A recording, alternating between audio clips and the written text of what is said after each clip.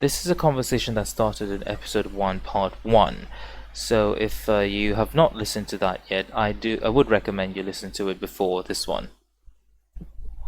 Right, welcome back to SpellCast. We Yes. left off with magic, talking about some like game engine and magic, and I actually have a topic that I think could fit sort of into magic. Um, Fast travel. This Right. is people have like mini family feuds over fast travel, or Hmm. so I'm led to believe. Some people love it, some people hate it. Um, and the people who hate it say it's like it's not immersive. You're not appreciating the game world and sort of these things like that. And Right. I've recently watched a video that sort of explains how you could replace fast travel, and I do think it sounds quite interesting. I never played Morrowind. Did you play Morrowind? I tried to. Anyway, I there's this just like couldn't. I think you don't have fast travel in Morrowind, but you do have plenty of methods to get from point A to point B without having to walk. In Mm-hmm. Skyrim, you had the carriages, but these were mostly just a way for you to put Reach a the city. reaches on your map marker. Like put Yeah. Windhelm on your map marker, put Markarth on your map marker. This was mostly what the carriage was for. Then you just fast travel everywhere. Mm-hmm. Morrowind, you had the Silt Striders that would take you along a certain line. Like there's like this river that the Silt Striders could go along. You could use a Silt Strider to go from point A to point B, and I think it cost money. I'm not sure. And then you Hmm. had um, mage guilds. Each mage guild had Yes. teleporters. You could teleport from one mage guild to the other. That was a second way you could do it. And then you had these Mm-hmm. like shrine things that you would use a spell and it would teleport you to the nearest shrine.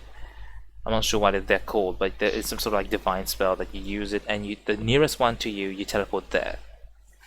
Right. So already that's three methods. Then you had a fourth one. There was like a bunch of teleporters everywhere. I don't remember, but the point the guy was trying to make was that you didn't have fast travel in the sense of you just you're here and then you just pick some place on your map and just directly go there. The the Mm-hmm. the point I was making was you had to walk to a certain specific place to be able to move to another place, but you couldn't just go anywhere from that place. You had to choose to strategize how you would fast travel. So it was fast travel with strategy, with planning. Mm-hmm. And I think this is a it's an interesting idea, right? Because people who lament fast travel usually mention Morrowind. Right. So this is another way that you could do it. And there was the mark and recall spell. Forgot about that. You could just Hmm. mark a place, then cast the recall spell. You would go back to that place.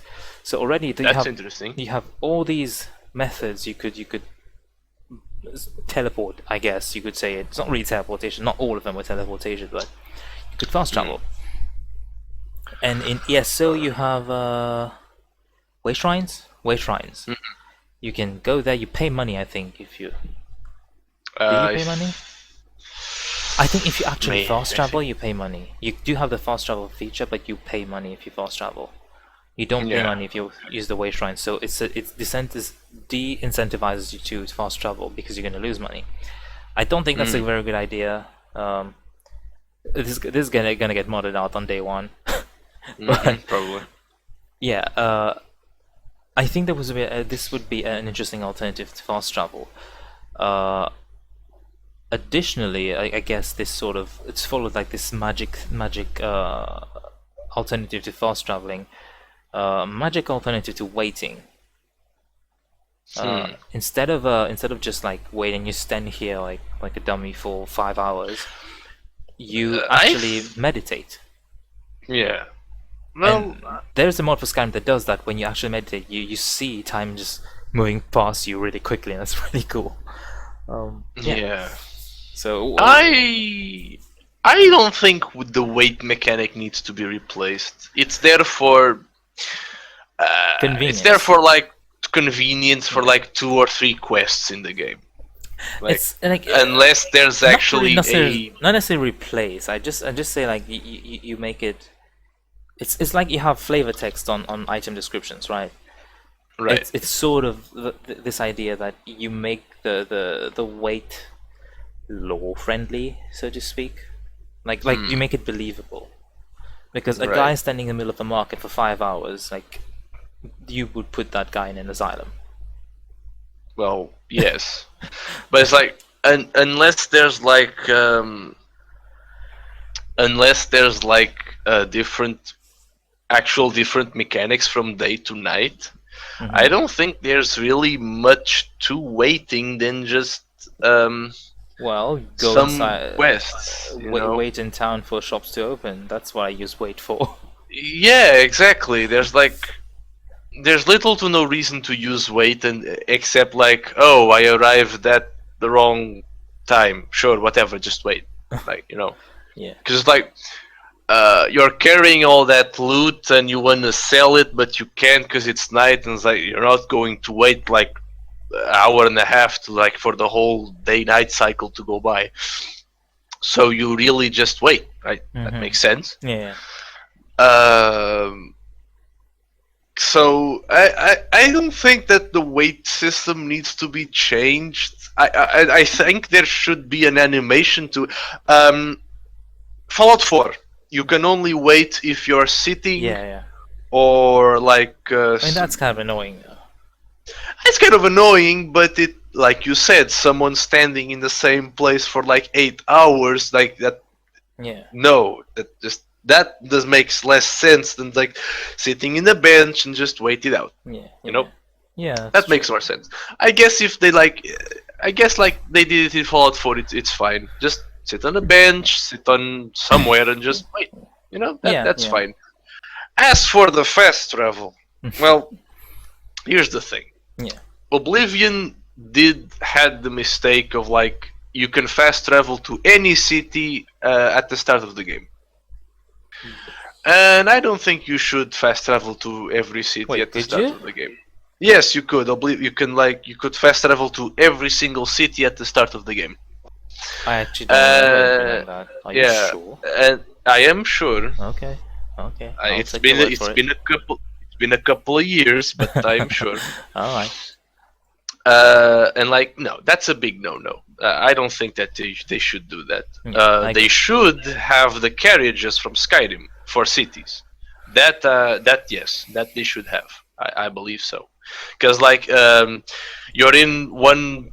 You're in one corner of the world, and you want to get to the city on the other corner. And it's like, okay, you can't fast travel to it, but at least it feels like you're discovering the place. You know, you're hiring someone else to bring you there. Yeah. You know, yeah, then that makes sense to me. That makes sense for cities at least. Now, as for the fast travel, like you know, one of the things I did in Skyrim was like, okay, I discovered a cave, and there's another cave there, and there are some ruins there, like. But I really just want to do this quest now, so I'm just going to be moving forward and coming back here later. And you know, like, and I just went to the town, did the quest, and just later I'd explore the place, right? Yeah. I don't think the fast travel system needs to not exist. I think it could be changed a bit, but I think it shouldn't be changed that much. What changes are you suggesting? Like, maybe you could only allow fast travel from towns or settlements, or like friendly places. Like, you could only fast travel in cities or little towns or forts that are occupied by friendly NPCs. Maybe something like that. Because it's not like, because it's like you're in a cave, you did your exploring, and and you just okay, you want to go back to town and sell these things and whatnot, but it's like I just most of the time I just hoard everything I can sell and just pop one of those weight gain carry capacity potions and just fast travel, because you can't fast travel if you're overburdened, which makes sense.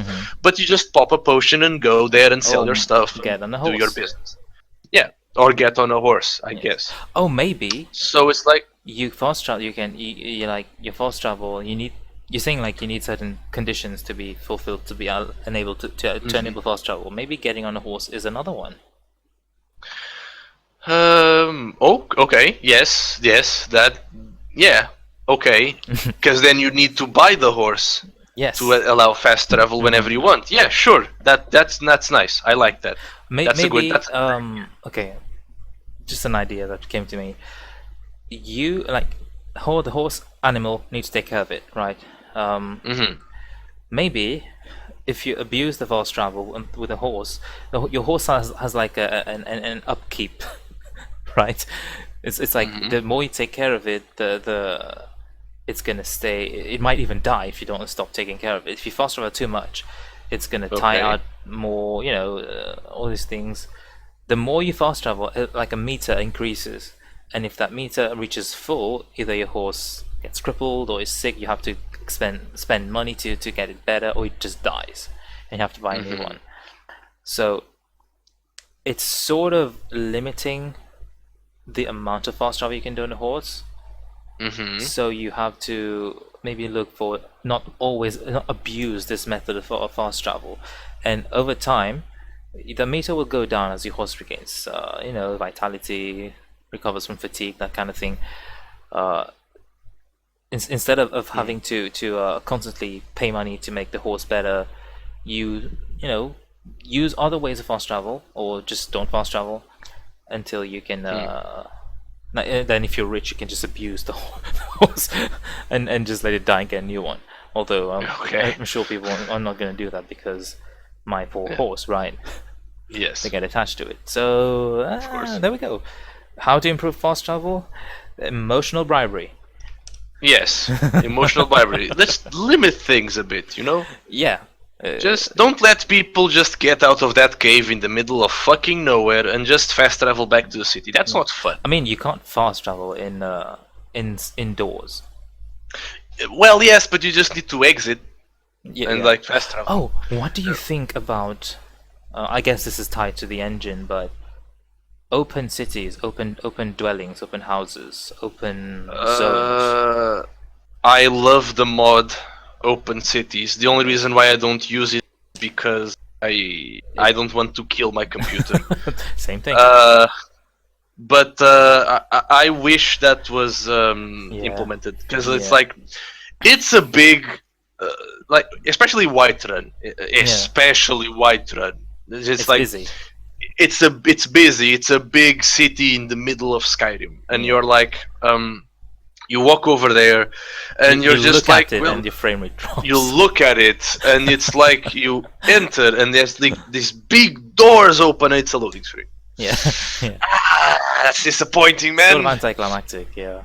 It's anticlimactic, and it would be more fun, like to see these people walk, especially the farmers, because there's like a bunch of farmers around Whiterun, and it would be fun, like to just watch them go in and out of the city, and it's it's an engine limitation, though, isn't it? It is, because it's probably a memory usage thing. Yeah, because that's another reason why they should. They should make another engine. Bethesda. Anyway, but yeah, because it breaks your immersion. Every single loading screen is going to break your immersion. Like, it's not just cities. It's not the immersion problem. It's the annoyance problem. I find it's. I mean, no one likes loading screens. It's very annoying, because then the loading screen is just so boring. Just like a black screen with some and sometimes smoke it takes forever. sometimes they take, especially on consoles, they just take forever. Yeah, And it's don't like play on consoles. sometimes not even cities. There's just like these caves, these tiny little caves, man. And you just go in, and there's a big black void and a loading screen. Like, what's the point? The cave is like the size of my room. Yeah. And it's like, my room's fucking tiny. Like, I could just, if there were like two of me here, we just occupy the entire room, right? Jesus. And it's like, they're the size of my room, and there's like, you walk in, there's a loading screen, and why is there a loading screen? Wouldn't it be like, instead of like an endless void into darkness, just enter the cave? Yeah. Like, that would be much more fun. They need to do. But that's, I don't know how Witcher 3 does it, but you walk into a cave and you're in the cave. yeah, no. I mean, technically, right? Do they do like this sort of soft loading in the background thing? They just load the zone, and then when you get close to one, it starts loading the next zone or whatever. And if you look at Novigrad in The Witcher 3 and something like Solitude, which is supposedly the capital of Skyrim, Novigrad just feels like a real city. It's massive. You get lost in it. Like, the first time I went to Novigrad, I'm like, where the hell am I going? It's gigantic, and I'm not saying like cities in Skyrim or Fallout need to be that big, but they need to be bigger than what they actually are. They don't feel like cities. They feel like little settlements that you go to. Like Whiterun to me feels like a settlement with a fancy house on top of the hill. It doesn't feel. Have you ever been to the Cloud District? Oh, what am I kidding? Of course you don't. Yeah, you just climb up the stairs and you get there. Yeah, it's just fucking easy. Anyway, but yeah, I think one reason why we don't have those giant cities is because one is the engine limitation, and two, Bethesda, the Elder Scrolls and Fallout games, every single protagonist has to have a name and maybe a little backstory. And I don't think this is necessary. You can have your fodder like NPC named Villager or something. Just I guess the thing that people say this is maybe immersion breaking or something is like, why do these NPCs don't matter, and why does my character instinctively know this NPC matters as opposed to this other, because this one is named and this one is not. I guess one way you could do that would be to call everybody Villager or whatever. There's a mod that does that, and the second you learn of their importance, then they get a name tag. There's a mod that does that. It replaces everyone's name, except some very important people that you would know, like the Jarls and all that. Yeah, people who have popularity you would by default know them.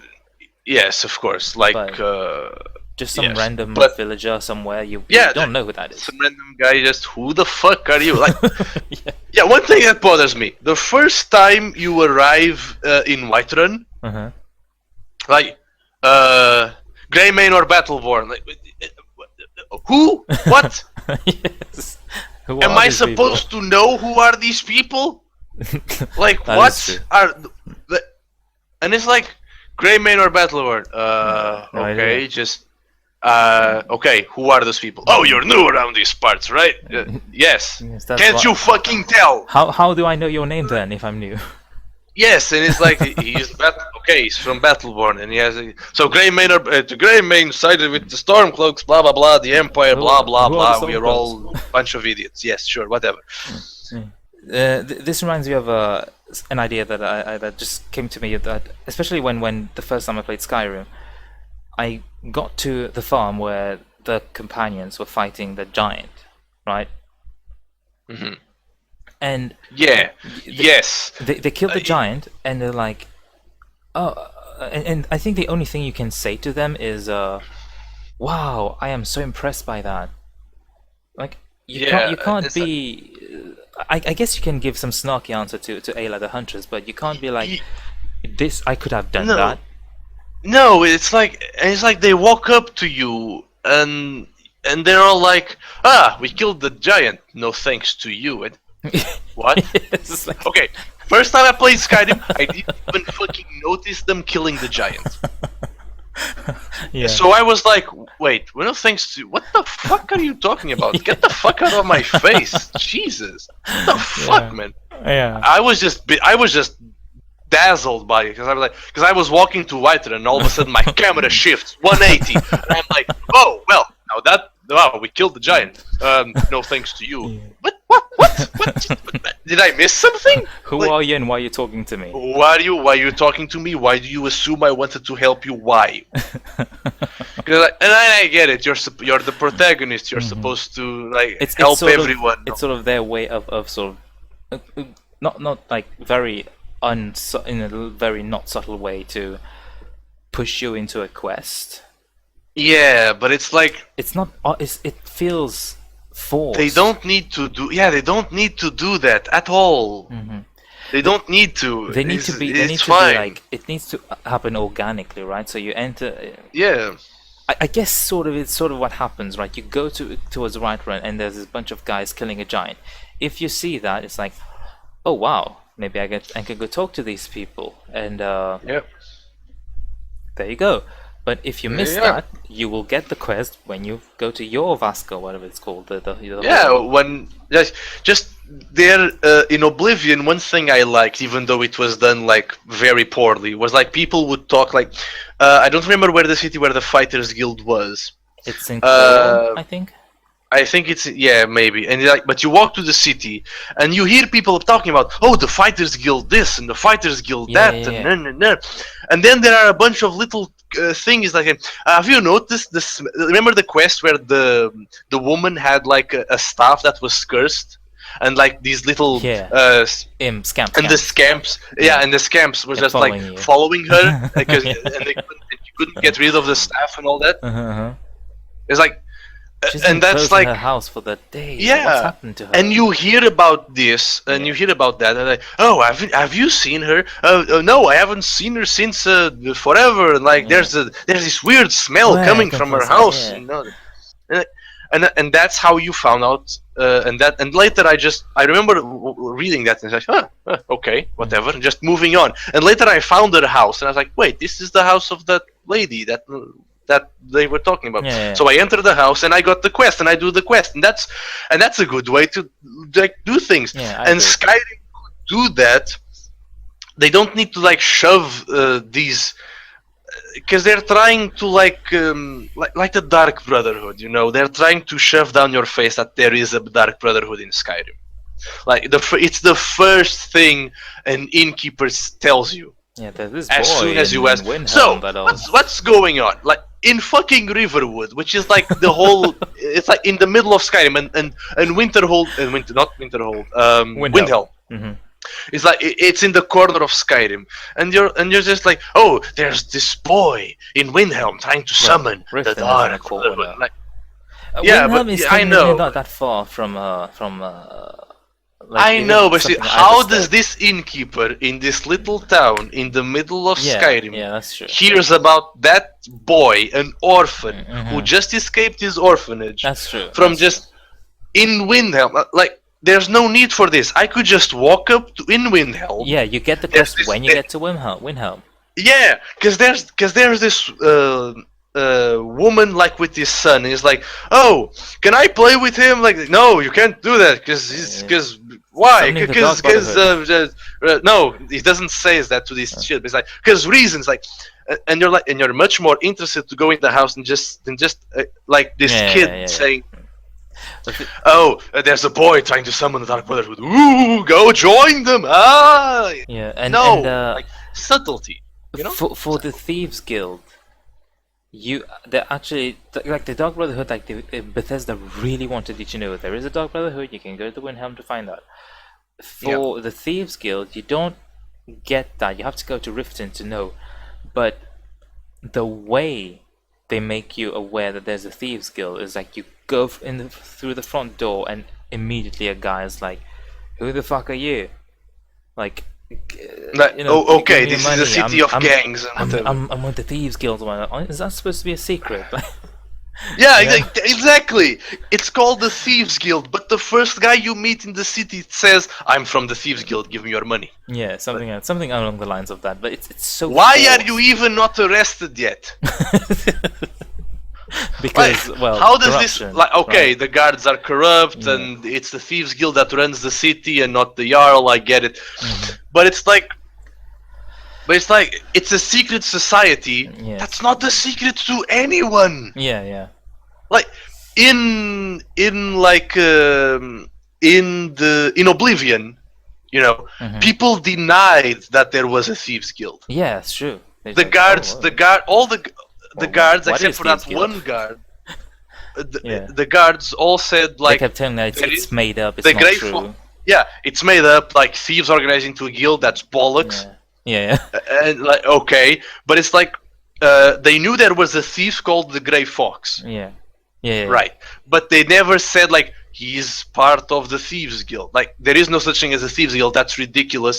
And the Thieves Guild tries to keep this a secret. Of Yeah. course they would. Yeah, yeah. Not just it's not just you walk into a town like I'm with the Thieves Guild. Like okay. So I guess there's a Thieves Guild. Yeah. That's cool, but why do you need to shove that in my face? Subtlety, Yeah. you know? One thing that bothers me about quests, like, okay, this may be a bit of a tall order, but I don't like the idea that quests are all sort of isolated from one another. Okay, I'll give you an example of the opposite of that. If you give me 1 second. Was turning off the AC. If you have you actually finished Skyrim main quest? Yes, I have. Yes. Okay, of so course. you can go to you eventually, spoiler alert, you go to Spoiler Sovngarde. for a 6-year-old game. You're good with those years. Like, I can never remember what I did 2 years or 3 years ago, 6 months ago. Like, if you ask me, if you tell me something that I did 6 months ago, I might think I did that last year. Well, 6 months ago was technically last year, but you know what I mean. Yeah. You go to Sovngarde, and there's Sun, the guardian to the Hall of Valor or whatever, to Valhalla. See, yes. The guardian to Valhalla. You can get through him if you defeat him, but you can also not fight him and pass by showing your accomplishments as an individual. Really? Yeah, I was the college. I was the archmage of the college at the time, and I'm like, through intellect, I am the college of the archmage of Winterhold. It's like, one of our intellectual brothers or whatever he said. Like, Right. I remember joining the companions, and I was like, "What right do you have to pass? Through rites of valor. I am the harbinger of the companions." Yeah. I remember that. So this is. You have multiple ways of approaching this. Let's call it quest. You have multiple ways of approaching this. Yeah. Having completed a different quest, opened a new pathway in another quest. And I think they should have more of that. Right. It might be very difficult to pull off, but like you said, they have people, they have money, they have time. So, maybe try. Let's say if you're I'm trying to think of something in Skyrim that could actually give an example of something in Skyrim. Like, do you have an example of a quest that comes to mind? Like, we're gonna take one of the guild quests to see how they could influence that quest. As an example. Man, I can't think of anything right now. Yeah, that's a bad thing. That's exactly because that's a problem. like here's the thing. There's this whole group of companion quest, right? Yeah. There's this whole group of werewolf hunters. Yeah. Right? Okay. And you kill them all of them. You destroy them for vengeance for attacking the mead hall, right? Yeah. And it's like Actually, didn't you finish finish the that companion quest and you realize, oh, it was too late to save him. He's not going to Valhalla. To Sovngarde. Same Sovngarde. difference. It's the same thing. It's just different name. Yeah. He's not going to Sovngarde because he was still cursed, and we can still help him. Just go to where his spirit is resting and try to fix the curse from there. Okay, Yeah. fine. And there's like some of the people then, and you do that quest and that's it. There's nothing else. Like there's nothing else. You become the harbinger of the companions, but they say that the harbinger isn't really a leader, more like an inspiration. Yeah. And like you destroyed an entire group of werewolf hunters. You could just like Influence the companions? You could like there could be now another different quests for like a werewolf pack going out of control. There could be quests where the Dader Prince, the one that cursed the guys with vampirism, with Ersine, lycanthropy. She could be pissed at you and like you start another quest to where she's trying to hunt you down with werewolves and. No, so basically, I don't know, something like finishing that. One quest opens new one. Opens the. Yeah, imagine that you finish the companion quest line and you read the guy of the curse, but like her scene just gets really mad at you for what you did. Yeah. And like imagine that werewolves start appearing everywhere, and there's like maybe then Riverwood, since it's so close to Whiterun, gets destroyed by werewolves. Oh shit! Yeah, that would be really something cool. Like that. Imagine if in the College of Winterhold, because like you deal with this this powerful dragon priest. Oh yeah. Right.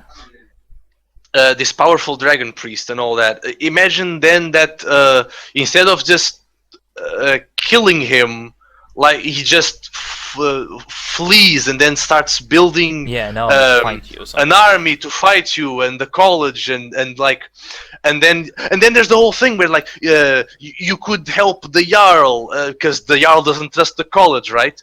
So then you could maybe help the Jarl, and then the Jarl needs to trust you, but he doesn't trust you, so you need to work on that. And then like you see where I'm going with this? Yeah. Okay. So you're saying two things. Like one is finishing a quest opens up new ones that you can. Yes. So and depending on how you approach these new ones, you will have different outcomes. Maybe in one of them, Riverwood gets destroyed. Maybe another one, he doesn't get destroyed.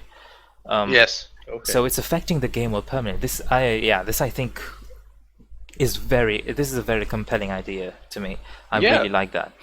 One thing that I sort of going back to the initial point, you said the helping the Jarl. There is a Civil War quest in Skyrim.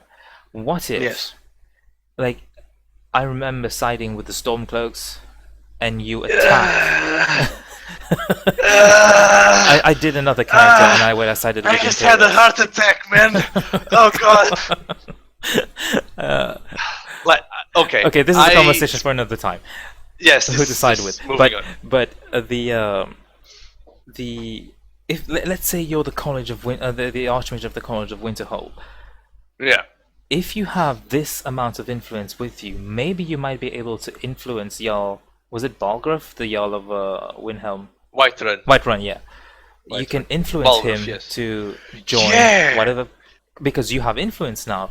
Of course. If you're the fucking Dragonborn. Even he says like, wow, you're the Dragonborn, holy crap. And then that stops having meaning, right? Yeah. but let's say you have this title of Archmage, you might either influence him to join your cause, or if he doesn't join your cause, when you attack Whiterun, you can attack it in a different way. Instead of just charging at it with a bunch of soldiers, you can say no, don't send your soldiers. I will summon an army of Atronachs to do that. Imagine if you're in the Dark Brotherhood. Yeah. And like you have finished the Dark Brotherhood questline, and you start the Civil War, and the guy is like, you side with the Stormcloak, so you need to attack Whiterun, right? Just imagine, like, instead of attacking Whiterun, you're part of the Dark Brotherhood, him. you're going to assassinate the Jarl. Yeah. Or you You know? threaten him like, Or know you what? threaten I have him ties to with the Dark assassins. Brotherhood. Yes! And I see you have Yes. kids. Yeah, and one of them's really weird. And one of them's a bastard, so you know, Yeah. don't fucking push Yeah. me. Yeah, because I could kill you and your entire family. Like, so your maybe family you should side with the first, then you- Stormbooks. Yeah, so Or- something along those lines. Or like he has some of these most obnoxious kids, and you're like, you know what? That one kid, he likes me. What if I killed you and put him on the throne instead? Yeah, maybe. That would And be corrupt nice. your entire goddamn bloodline. That I think that's Yep. an even worse threat to like a Nord. Yep. So there you go. Finishing certain quests allows you to approach and even finish other quests in new ways. It opens up new Yes. options of how to finish a quest. I think that It- would be very interesting to have. Very It's something. replayable, right? Yeah, exactly, and it's something that they tried in Fallout 4 as well.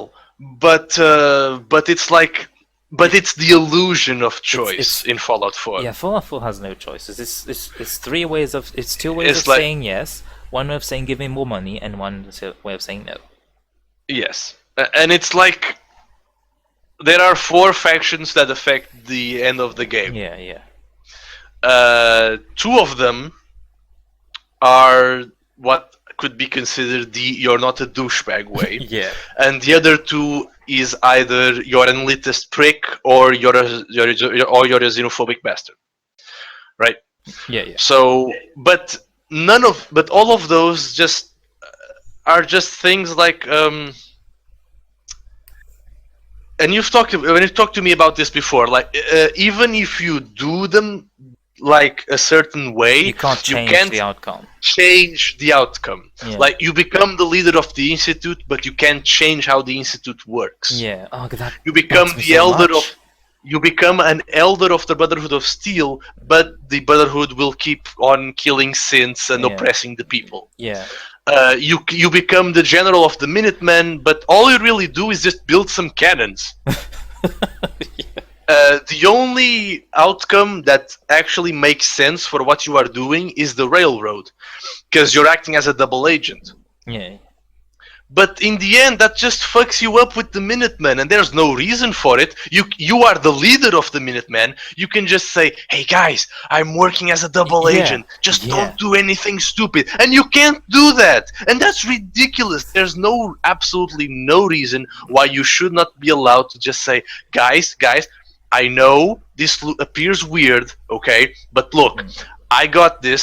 I am a double agent. I am trying to fix this for everyone. All right, just trust me. I am your leader. Just trust me." No, they just go like, "Oh, we're not gonna stand here and watch them take another person or whatever," and just try to just charge in with or without you.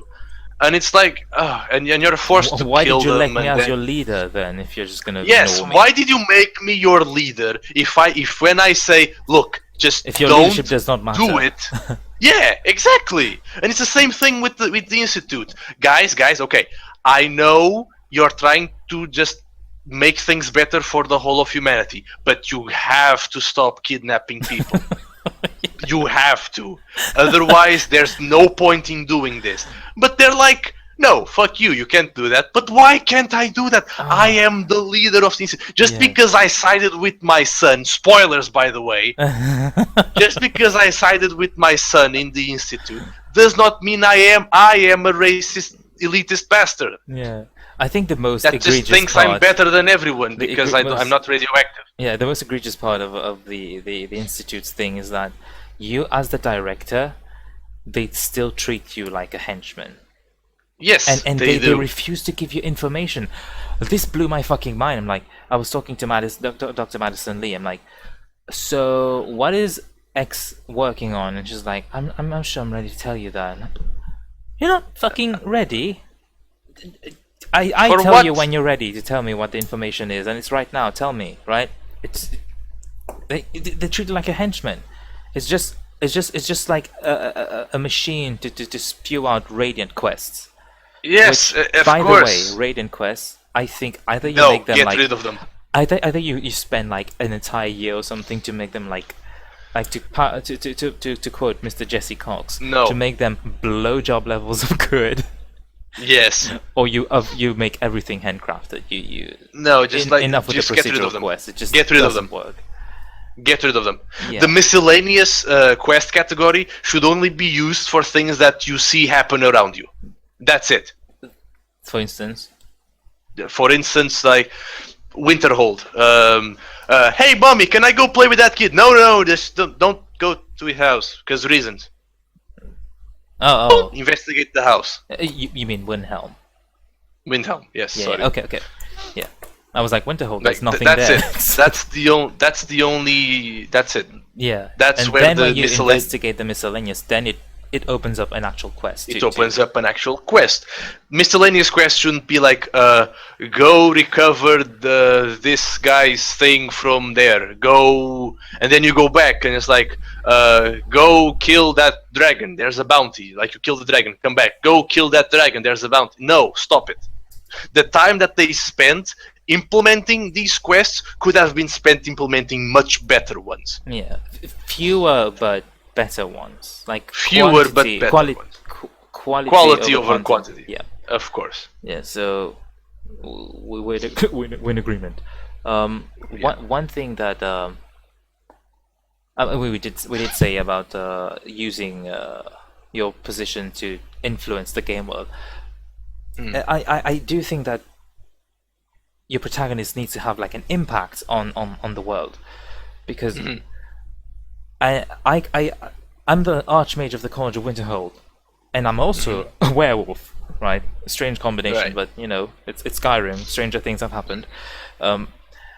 You pass by a guard, and he's like, smells like wet dog here. I'm like, son of a bitch. Do you fucking know who I am? And Yep. they don't. It's like that you have no impact on You the world. smell like wet dog. Yes, yeah, you're the guy who smells like wet dog. I'm the Archmage of the College of Winterhold. Why and are also you the harbinger of blah blah of the companions of blah blah. and like he looks at you and like, you smell like wet dog. What What? did you say? You smell like wet dog. I got an arrow to the knee. Right? Treat me with respect, motherfucker. Yeah, like recognize your character's achievements. Yes, of allow course. you to have an impact on the world. Like you said, Riverwood gets attacked by whales because Hersine's pissed you cured one of his most powerful werewolves. So Yep. this is you impacting the world in a certain way, maybe indirectly, but you're impacting the world. The world is changing, and these types of permanent changes. What do you think about these for your character? Because you can become like a werewolf or vampire, but they're all reversible. Do you think it's a good thing to have these? I mean, I guess more options is always a good thing, but doesn't it feel a bit too easy to devampirize yourself? Okay. I've actually never did the quest to revamp. Yeah, to to do that. devamp yourself, you need a black soul gem, a full black soul gem with a grand soul in it. Then you go see that guy Thalion in what's the Morthal? The swampy. It's not really swamp, it's sort of like a town on a lake or something. Yeah. You go there, and there's like this master. Like you go to him for master conjuration training. So he's like one of those. He's one of those super powerful wizard that lives amongst the common folk, right? One of those types of characters. I remember. Yeah. So you go to him, and he's like, meet me at this place not very far from here at midnight, and I can cure you of your vampirism. And I'm like, yeah, sure, cool. And then if you like, seems a bit easy. Why doesn't every vampire do this? yeah, and it's like even funnier if you have the Dawn Guard DLC, you can get turned into like one of the Vampire vampire Lords, lords, yes. yeah. And if you cure yourself of vampire lord vampirism, and you go back to Lord Volkihar or whatever his name is, he's like, oh, how could you, right? Okay, I'm gonna turn you again, but bad boy. it's sort of, Yeah.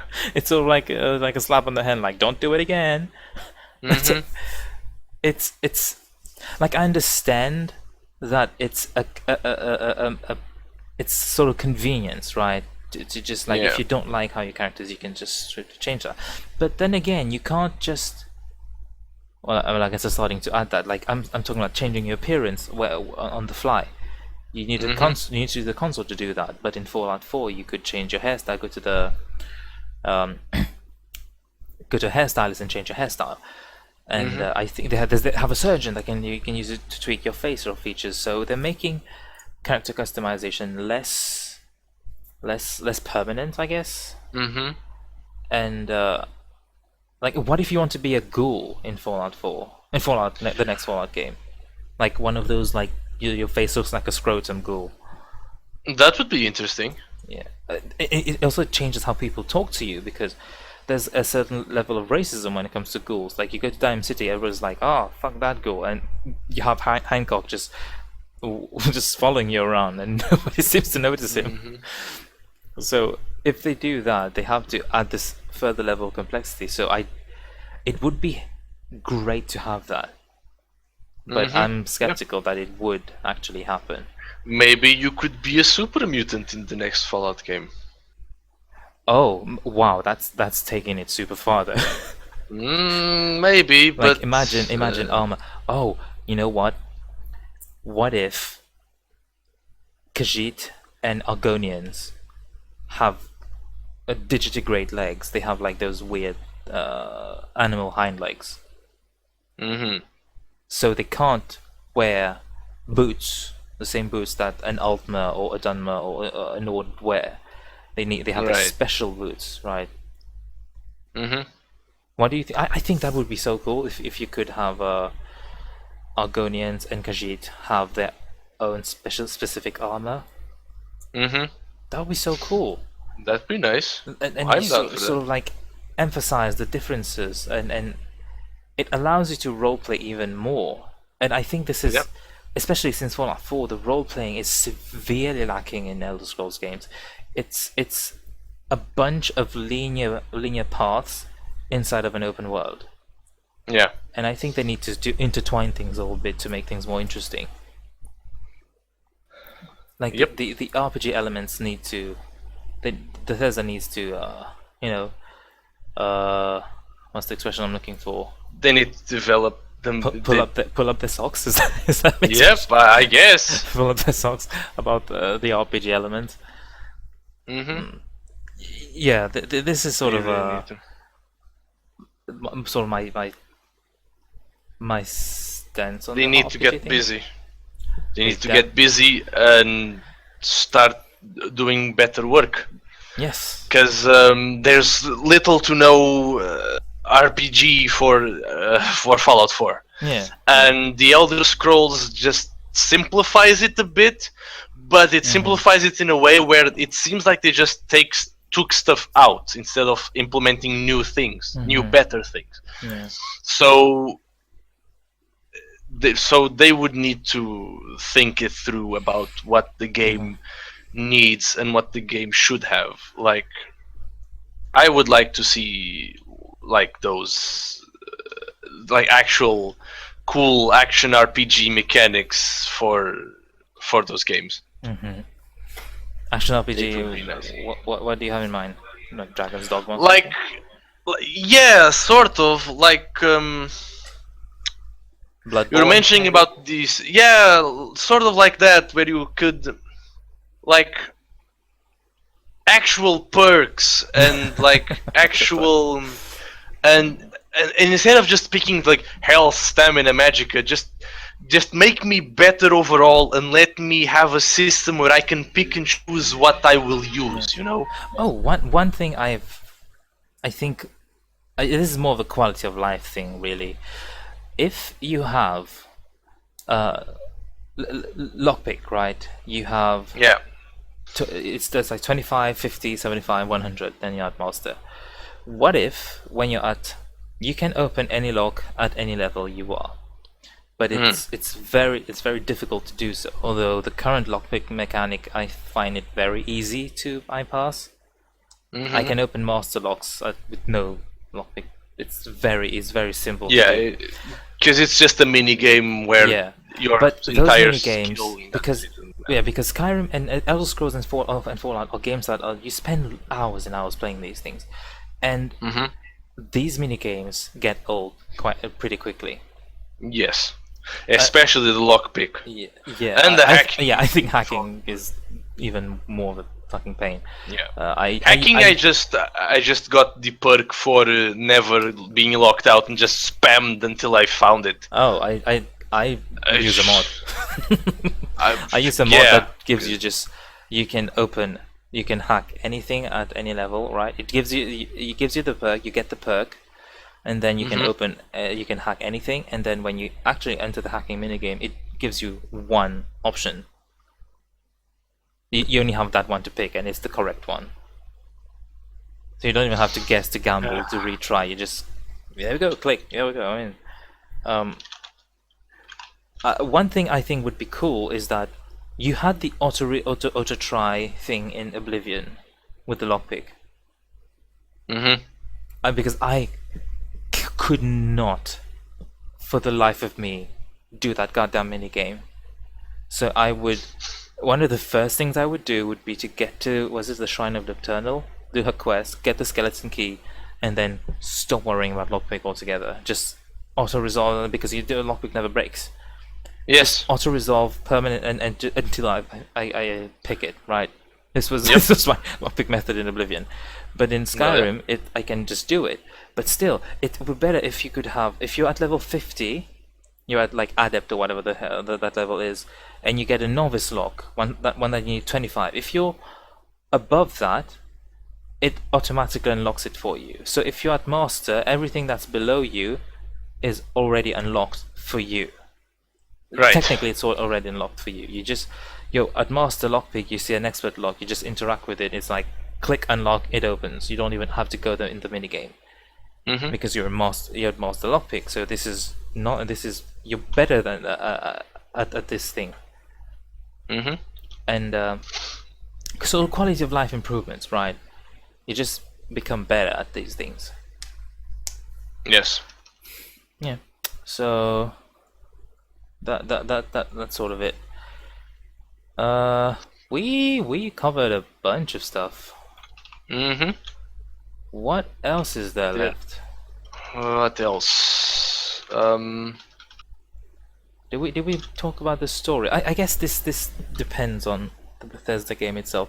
I think. Yeah. Okay, just to touch on that a bit. Well, the internet, I suppose, thinks that for the next Elder Scrolls, you're going to be, instead, because you were the last Dragonborn in Skyrim.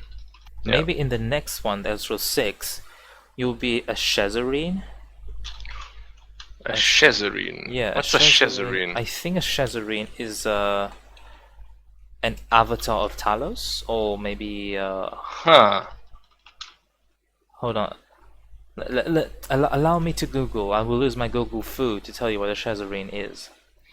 Okay, according to Elder Scrolls.wikia, a Shezarene is an influential and sometimes godlike figure who is believed to be a mortal incarnation of the missing god Lorcan. Oh shit, it's not even Talos, it's Lorcan. Lorcan. I don't know why I said that like that. You know, Lorcan, the god who the Dunmer touched the Dunmer touched his heart and they disappeared. Oh, okay. Lorcan. I don't know why I said Lorcan.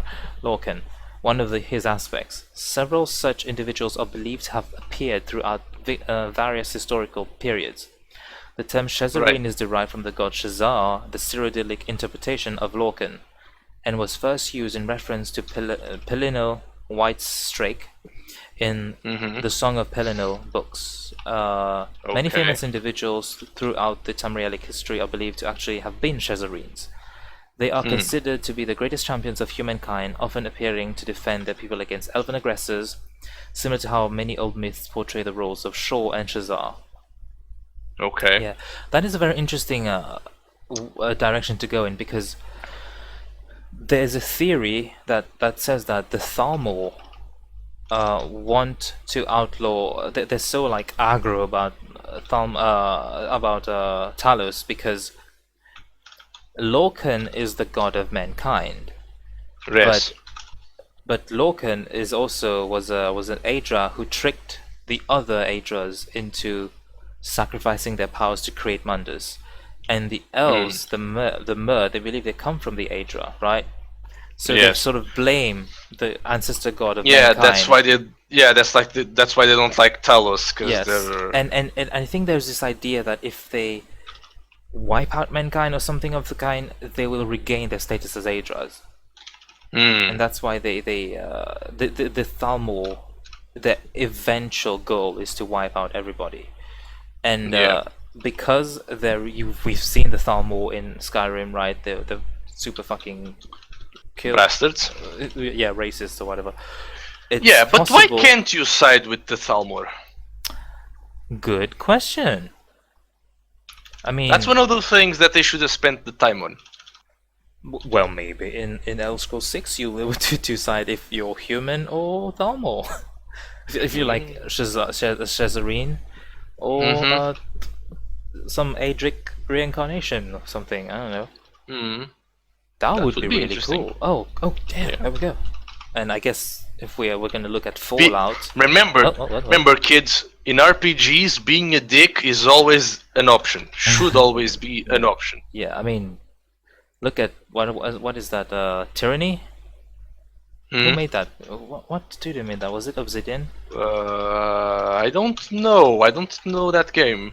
Tyranny. You basically start off as a bastard, as an evil guy. Right.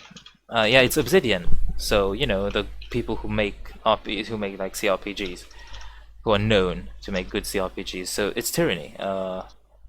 You're basically, instead of being like the hero who saves the day, you're basically the evil bastard who ruins the day. That's who you are in Tyranny. I don't know much about it, but basically you start as siding with evil, and I suppose there may be an option for you to become a good guy. I don't know, but you know, just like you can side with become an evil bastard, you should be able to become an evil bastard. Oh, this is one thing that you can't do in Fallout 4: be an evil bastard. Unless you feel like... you can side with the Brotherhood and actually be an evil bastard. That's true. But it's very...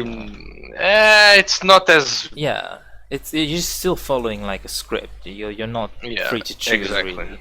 There is no freedom, is the problem with Fallout 4. Yes. Like, you have this... Have you played Nuka World, the DLC? No, I have not. Okay, Nuka World is basically a DLC for people who wanted to play an evil character. You can become a raider, right? A raider overboss, right? You control a bunch of raider gangs, and you can literally, rally them and invade the Commonwealth. Well, it's sort of anticlimactic when you invade it, because you invade, you kill a bunch of settlements, and then you turn them into raider settlements. Like, big whoop. I guess the one payoff is that Preston fucking hates you, then you can kill him. So that's yeah, yeah, raiders.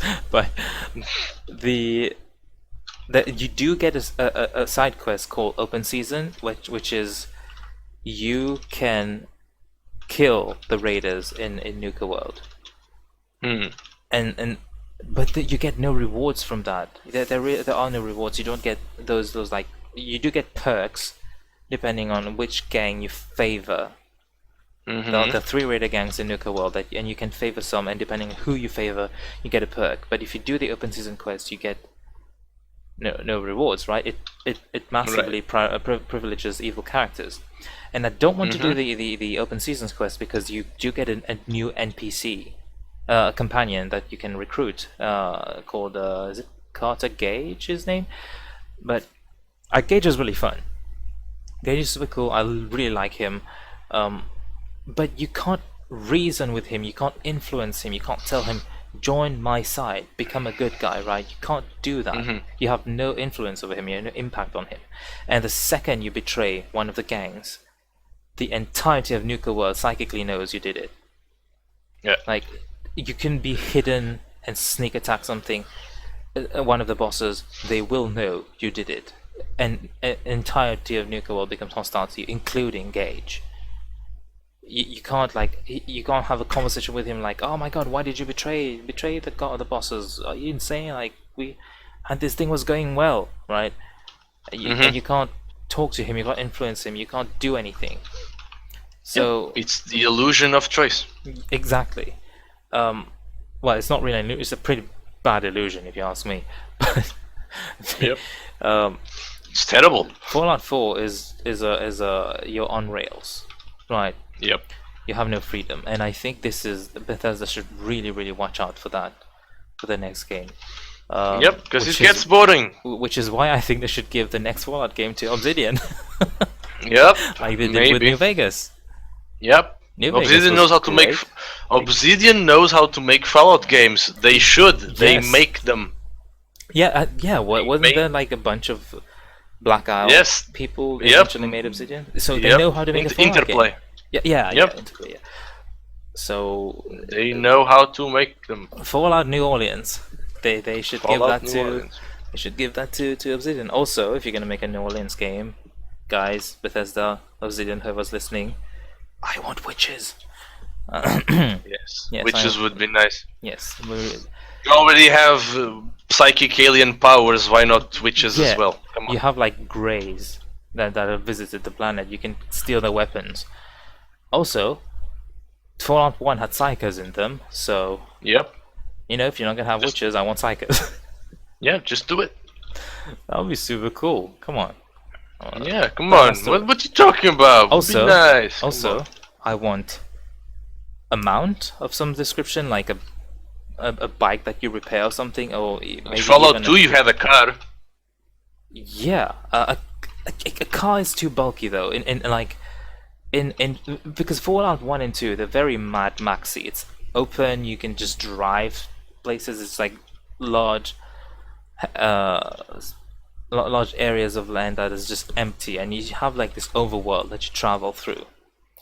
But the newer Fallout games are different, so I think a car might be inadequate. I think unless they make the game, you know, to be able to handle a car like you play Fallout Rage Edition or whatever. Yeah, just like, I mean, it's Bethesda, right? Mm-hmm. Rage. But would be nice. I'm not fond of vehicle combat. I'm not saying I'm not against it. I'm just saying focus on other stuff. Vehicle combat is like settlement building, I suppose. Oh, but settlement building. We should cover that before we finish. I'll get to that momentarily. So if we have what is it called? Like I'm saying mounts, like so motorcycles and stuff like that. That'd be really fun to have. If you could have a Deathclaw that you can ride on his shoulders, that would be really cool. And very threatening. Imagine if you could like psychically control Deathclaw. That would be nice. Yeah. But anyway, just settlement building quickly. What do you think about implementing that into the next Elder Scrolls game? Like not necessarily like you just find like 50 different settlements across the entire map, but let's say take Oblivion. You go to Kvatch, it's in ruins, there are demons everywhere. I know there's a mod that slowly rebuilds it. I tried it. What if you could be part of the rebuilding? That would be nice. So you play Elder Scrolls 6, there is this village that's been attacked. You can rebuild it and you become the mayor or something, or you give them like Gopher. If you know who Gopher is, he has a YouTube channel. You should. I've seen. Yes, Gopher. Yes, I know who that is. He made like entire series like why I love this game, Elder Scrolls, why I dislike what I disliked about Fallout 4, what I liked about Fallout 4, right? And he suggested to have maybe if you don't want to bother with the settlement building, you can actually just say, okay, instead of building this thing for you, I will go and do this quest and collect that item for you. Instead of building that, just spending resources to build that item, I will go collect it for you, right? Yeah. And yeah, I think that would be really cool. Maybe settlement building be less like I guess less obnoxious about it. Like there was settlement building everywhere in Fallout 4. This was like a feature they were Yes, super proud to tell you about. but it Refine wasn't it. that good. Yeah, Yeah, they definitely need to refine it because it's not very good. You can't snap walls to segments of the floor that, like, if you have two floors together, you can't snap a wall in the middle of the segment. You have to snap it to the edge, and that makes building houses really, really tough. And you can't snap them properly to foundations and stuff like that. It's, the pre-placed one, right? You do have other foundations you can build later on, but definitely need to improve it. But they can actually implement it. Doing the Hearthfire way is tedious. yes, They it really is. should. It's just you going around settlements buying wood. Yeah, it's just not It's buying wood. good. But yeah. Yeah, it's boring. Needs to be better than that. Yeah. So yeah. Are you typing a novel? What the hell? What? No. I was just like Taka taka. I'm just typing. yeah. But anyway. My keyboard is very loud. Yeah, oh, I can hear. We can all hear. But yes, the Selma building. It's a neat feature that they need to refine, and Yes. also they need to they need to implement it, but be less aggro about it. Like yes, there's a Yeah. It's like, hey, build this now. You Yeah. need to build this. They try to in Fallout 4. They try to sort of put it in your way. Like if you want to go Yeah. to the institute, you have to go into settlement building and build this stuff. Yeah, but I don't want to. Yeah, and it was kind of clunkily done too. It wasn't very well implemented Yeah. in those quests.